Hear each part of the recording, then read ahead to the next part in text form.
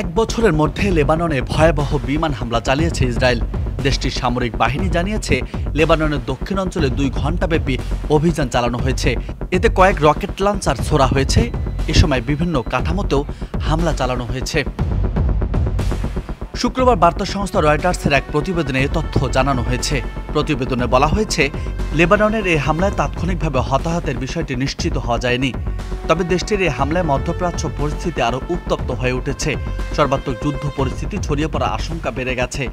অন্যদিকে যুক্তরাষ্ট্রসহ পশ্চিমা মিত্ররা ইসরায়েলকে সংযত থাকার আহ্বান জানিয়েছে।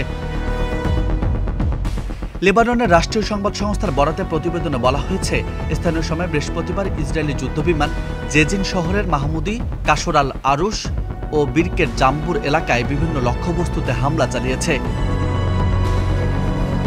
লেবাননের 3টি নিরাপত্তা সূত্র জানিয়েছে, গত বছরের অক্টোবরে গাজায় যুদ্ধ শুরুর পর থেকে বৃহস্পতিবার লেবাননের সবচেয়ে ভয়াবহ হামলা চালিয়েছে ইসরায়েল।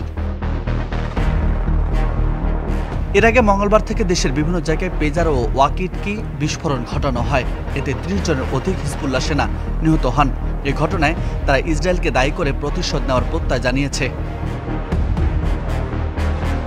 এদিকে তুরস্কের প্রেসিডেন্ট রিসেপ তাইয়েপ এরদোয়ানের কাছ থেকে কঠোর বার্তা এসেছে। লেবাননের প্রধানমন্ত্রী নাজিব মিকাতির সঙ্গে ফোন আলাপে এরদোয়ান বলেন, আঞ্চলিক সংঘাত ছড়িয়ে দেওয়ার ইসরায়েলি চেষ্টা অত্যন্ত বিপজ্জনক।